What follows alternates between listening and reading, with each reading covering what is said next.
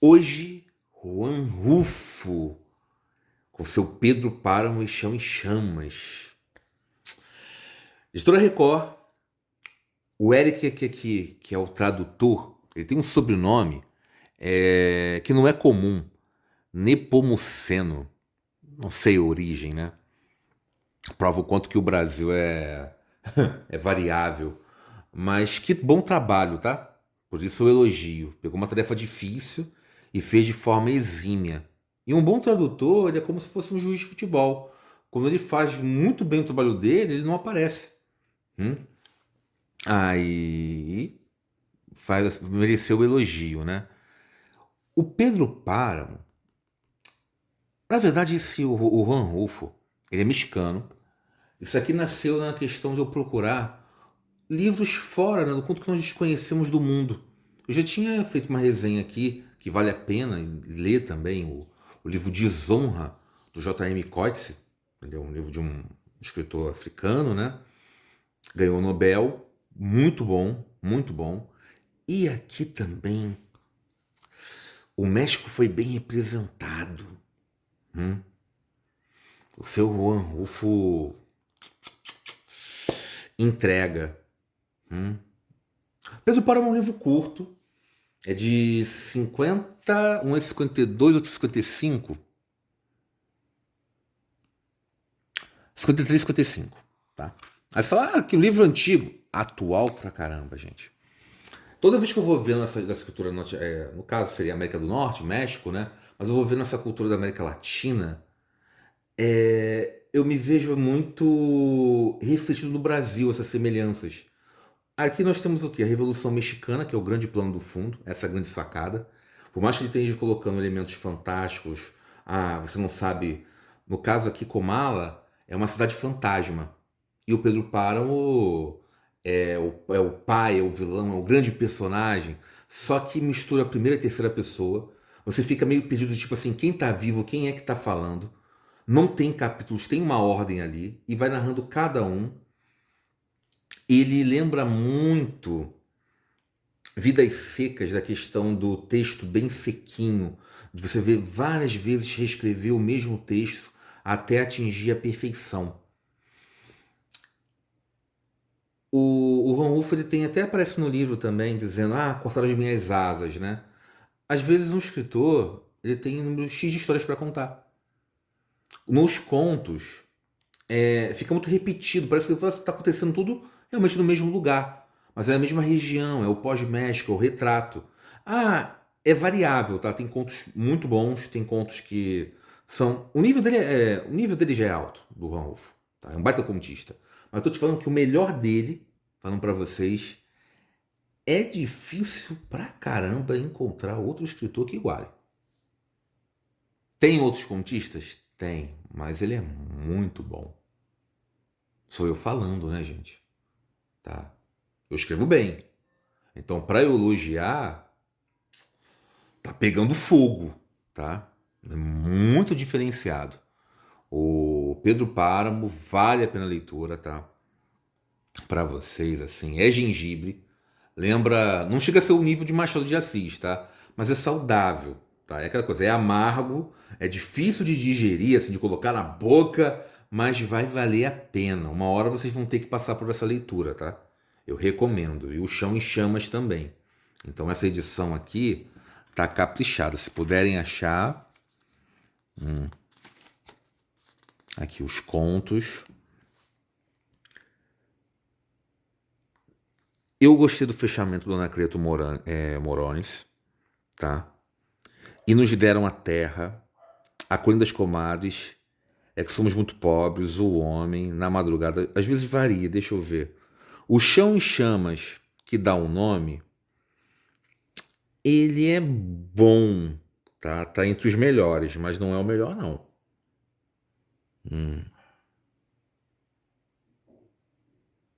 Você não chuta os cães latirem é muito perfeitinho, gente. A mensagem é um pai carregando o filho, se queixando do filho, do tipo, filho revolucionário, eu tô salvando a sua vida, mas por sua mãe. pede lá pro filho para olhar, você tá vendo alguma coisa, sabe que não pode parar, que não vai ter forças, e vai indo, e spoiler, tá, gente? Aí o filho, quando ele chega finalmente na cidade para salvar, o filho tá morto, não consegui nem ouvir, né? Por isso que os cães, né? Aí você nem para dizer isso, para me dar esperança e se queixando. É muito perfeito, tá?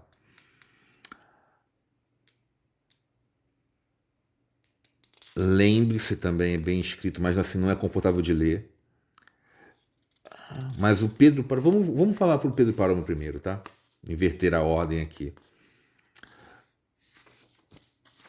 Bom, o prefácio vem falando poucas páginas o Juan Rulfo escreveu e quantas páginas escreveram sobre ele, né? E é postando a influência que ele teve, ele influenciou o Senhor de Solidão, né? O autor que fez, o Gael, do tipo, ó, em termos de referência, né? Ele lê aqui que ele comparou com a Metamorfose do Frank Kafka, né? E o Kafka também é um monstro. E Comala, que é onde passa aqui o cenário, todo mundo vai falar sobre essa passagem, tá? Aqui, ó. Faz calor aqui? Eu disse. Pois é, mas isso não é nada, respondeu o outro. Fique tranquilo. Quando chegarmos a Comala, o senhor vai ver o que é calor forte.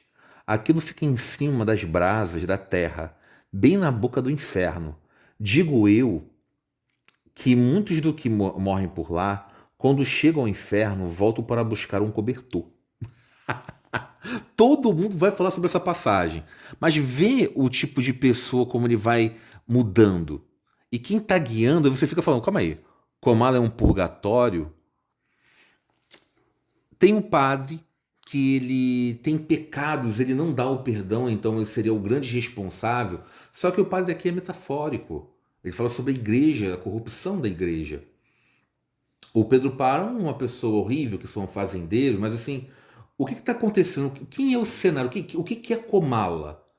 Toda a obra do Juan Rulfo, todos os contos, tudo aqui, é o México.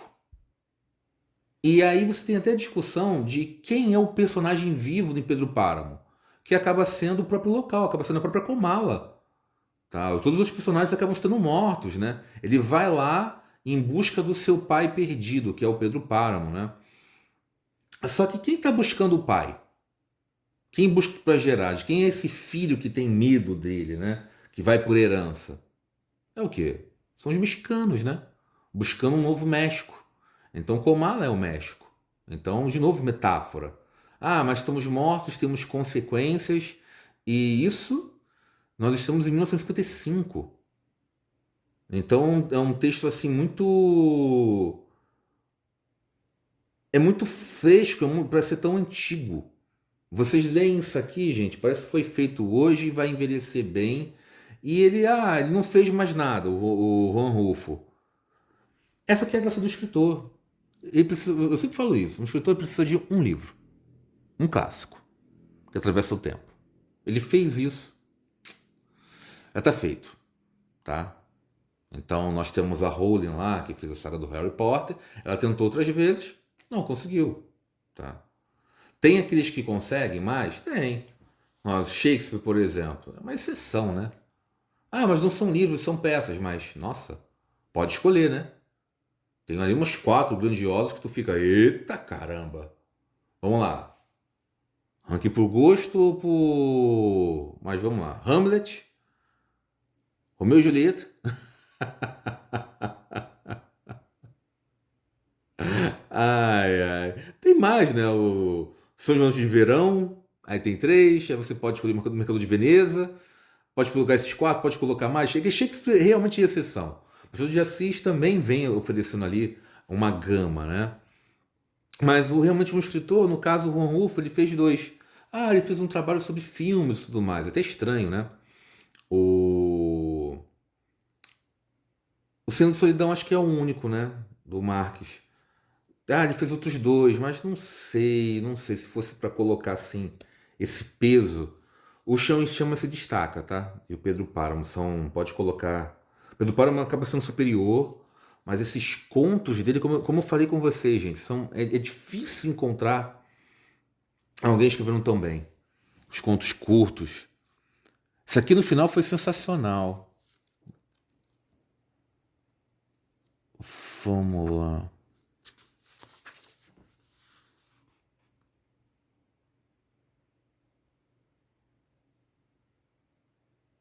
Esse aqui, a noite que deixaram eles sozinhos, vão falando sobre um trio.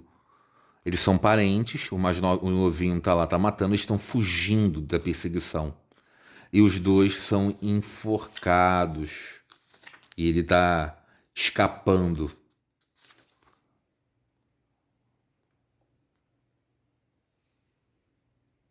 Isso aqui fala sobre o desemprego, sobre a miséria.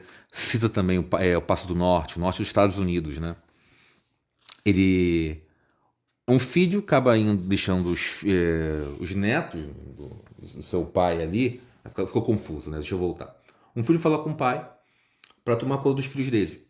Tá? No caso, o neto do pai dele. Então são três meninos e duas, e também a esposa. Ah, tome conta dela, entendeu? Tome conta dos meus filhos também, só peço para não deixar eles morrerem de fome, porque aqui eu não tenho emprego. Eu crio porcos, você não gosta de mim e eu vou lá para. Eu preciso disso. Ah, eu já te sustentei, sua irmã morreu, já te dei pro mundo. Não, não. Você me deu para eu aprender se tinha ódio de mim. Aí, beleza. Aí ele vai. E ele simplesmente machuca, ela toma tiro, morre todo mundo, só se ferra e quando ele volta, a esposa dele foge, ele vai atrás. Isso dito de forma seca. A forma lírica é vocês lendo o conto, tá? É bom, é muitas páginas, mas foi uma boa experiência. Deixa eu ver. Lembre-se que vai falando sobre político, tem uma forma assim. Não, não é o Lembre-se, eu dei remate, tô confundindo. Isso aqui vai. Até os dois se lembram, tá? Esse. Aqui, ó.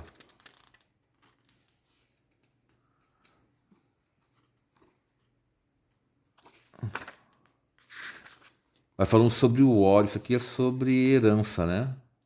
Deixa eu ver. Não, tô confundindo. Lembrar. Os cães latinos foram o que eu mencionei pra vocês antes. Sobre o pai e o filho. E aqui o dia do desmoronamento. Que vai falando sobre um político enrolando. Eu até coloquei, separei uma parte que eu achei isso aqui muito bonito, né? Aqui, ó. Ajudar-vos-emos. Achei lindo essa parte que ele dizer. E o diálogo do político convencendo, né? Concidadãos, disse, rememorando minha trajetória, vivificando o único proceder das minhas promessas, diante desta terra que visitei como anônimo companheiro de um candidato à presidência, cooperador onímodo de um homem representativo, cuja honradez não esteve jamais desligada do contexto de suas manifestações políticas e que sim é filme glosa de princípios democráticos no supremo vínculo de união com o povo, aunando a austeridade de qual deu mostras a síntese evidente do idealismo revolucionário, nunca até agora pleno de realizações e de certezas. Nesse ponto houve aplausos, não houve, Meriton? Sim, muitos aplausos. Depois ele continuou. Meu traço é o mesmo com os cidadãos. Isso aqui houve uma tragédia de desmoronamento. Vai lá o governador, que é general, e ele vai simplesmente com a sua comitiva. O que que acontece? Não vai para resolver o problema. O lugar tem que gastar dinheiro fazendo uma grande vaquinha para fazer o jantar, esse grande almoço lá para os convivas. Não resolve o problema e ainda há uma matança de confusão. Lembra muito o que, gente? Aqui, né? Ou seja, é uma denúncia. E pelo meio militar também, que acontece muito na América Latina. O nosso histórico é o que? Vamos fazer uma revolução. Tanto que querem fazer alguma coisa aqui também, semelhante. Aí, preciso nem falar que é burrada, né? Então, independente se seja de direita ou esquerda, não funciona, tá? E sobre revolução, essa coisa do tipo. E aí que tá, né? Revolução Francesa. Um país, sério, tem que passar por uma revolução que tem que sangrar? O ideal é que não, né? Acho que existem assim meios. Não adianta, gente. A grande revolução, educação, ler, ter pensamento crítico. Aqui que vocês acompanham, pelo menos aqui, ó. Estamos com 15 minutos de vídeo. Eu não edito, não coloco coisinhas. Quantos chegaram até aqui foram direto? Não é um conteúdo que é tão saboroso quanto o quadrinho ou tudo mais, mas o que acontece? É uma porcentagem pequena. Então, no nosso país, o Jack Black, né, o ator, ele deu uma... Já falei isso também com um outro vídeo, né? Mas vale a pena, né? Ele deu uma crítica muito assim, centrada de quem conhece o nosso país. E eu fiquei, na época, eu falei, cara, que tá certo. Aí foram falando, né, sobre o Brasil, eu falei, ih, lá vai ele tacar pedra. Aí ele, ó, o Brasil tem um ritmo próprio. Aí eu, nossa, tem uma sabedoria aí. E as coisas que estão acontecendo no nosso país estão no próximo ritmo.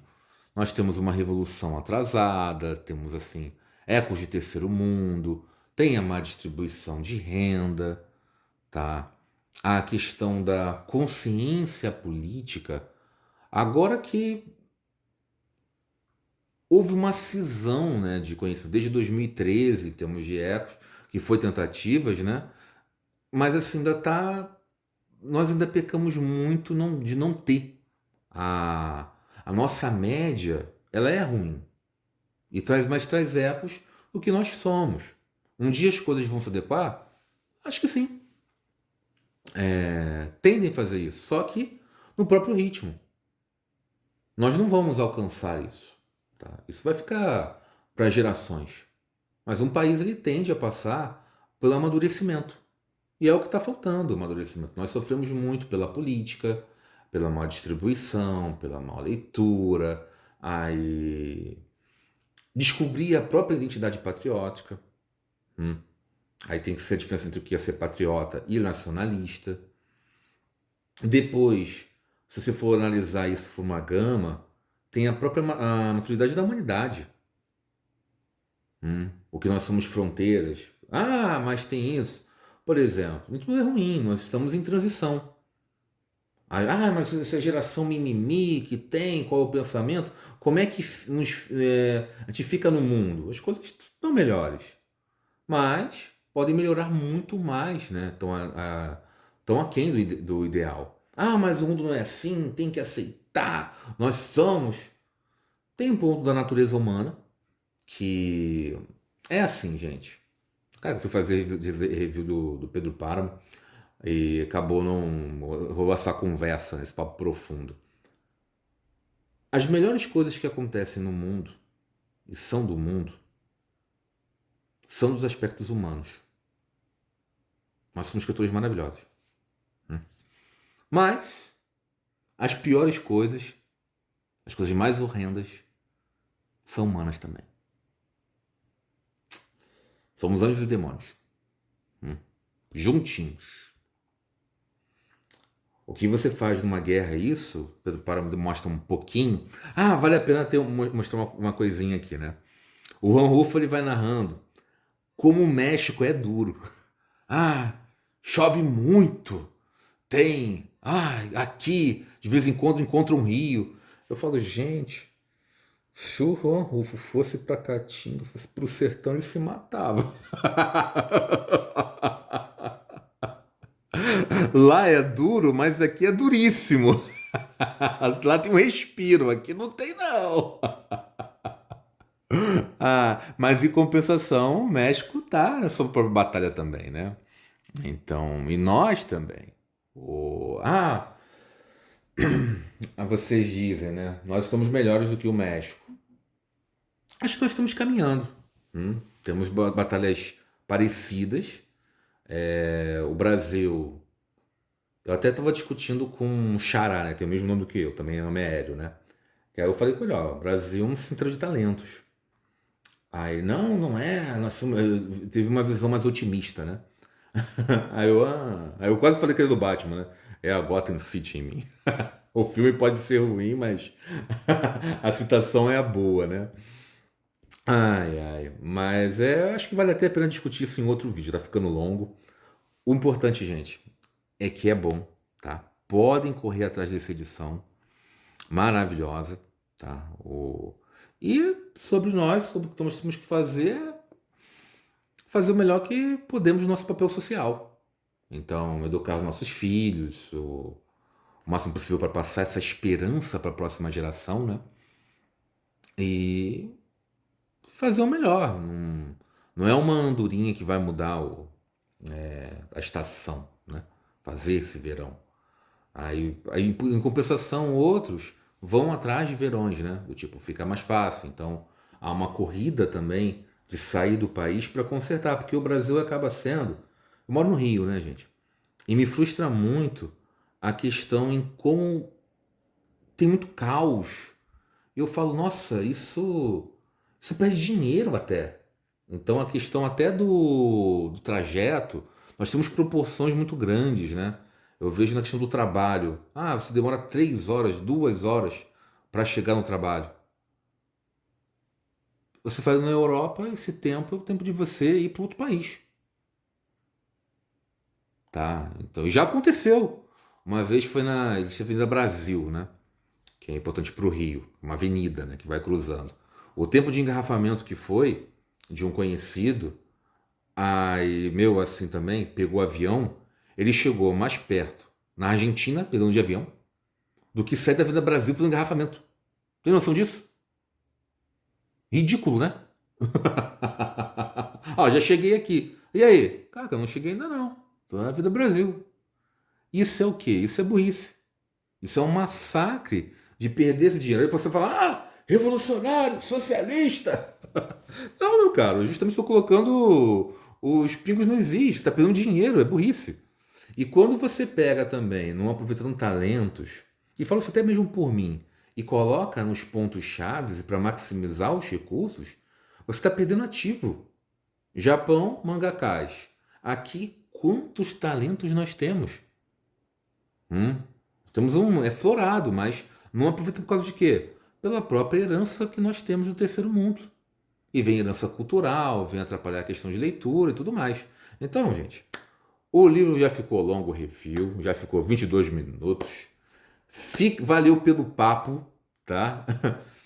Curtam, compartilhem e, gente, que leitura para vocês pegarem, tá? Fica essa recomendação. Eu sei que eu não mostrei muito o estudo do autor, fiquei só na conversa. Espero que tenham gostado e até o próximo vídeo, gente. Fui. Abração.